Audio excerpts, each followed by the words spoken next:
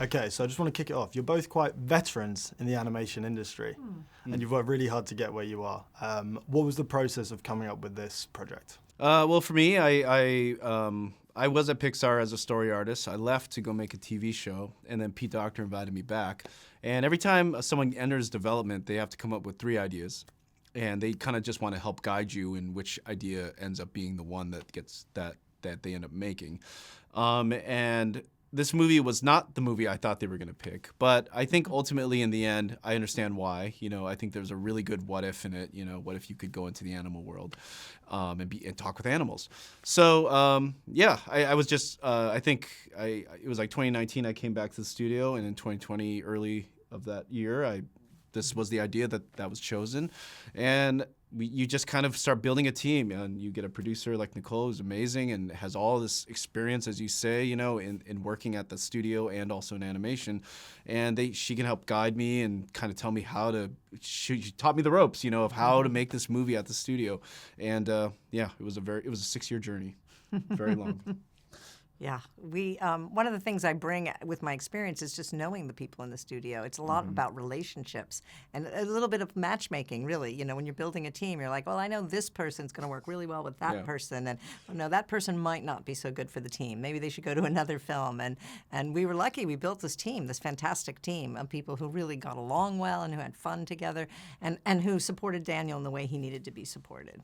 Can I ask what the other 2 ideas were, or are they being kept a secret? It's not that it's a secret. It's embarrassing because I look back on it now. I'm like, those aren't movie ideas. Those are like sprawling movies that nobody would ever watch. I would say all of them had environmental aspects to them, and so I think I always was chasing something that had to do with nature and the state of nature at this moment. But yeah, I would be too embarrassed to share with you. To think about it, it's really hard to make something out of nothing. And you look back now and it seems so obvious, but at the time it's a blank slate. Come up with something, and I understand why it was that way. You shouldn't be embarrassed. That's what it takes to make something new, to make something out of nothing. This movie used to be called Penguin Avatar, so... And now here we are. Yeah. Was there anything from Penguin Avatar that you drew and brought into this, or what was the first scene you envisaged? Well, that was a totally different movie. It was a movie where, hopping technology had been created by the government, and they recruited these scientists because penguins were disappearing, and so they avatared into, or hopped into penguin bodies and went into what I thought was going to be a funny scene where there's, giant, clusters of penguins, and they have to go around going like, have you seen those penguins? And they're espionaging their way through like big crowds, and then they find the penguins have some secret thing in some iceberg. It's so stupid. I can't believe I gave you all that information. That I gotta stop there. I gotta stop talking. You mentioned nature there as quite an important thing for you. Was there any message that you hoped kids and also adults would take from the film?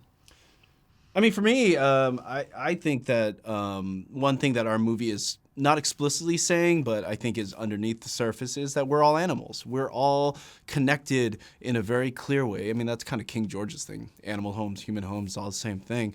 And I think, I hesitate to say message, but, if there is something that is within this movie that relates to our lives, it is that we are all animals and that we have responsibility to everything around us because we are all connected. And whether it's, other animals or the world around us that we coexist in. And other people. In a world where people are sort of polarized these days, it's a reminder that, you find people who are like-minded, you connect, and that can make you more hopeful. That's something that Mabel struggles with, and it's King George who says, if it's important to you, it's important to me. I think that's a really healing moment. Amazing. Thank you guys so much for your time. That was brilliant. Absolutely. Loved hearing about Penguin Avatar. You don't want to see it.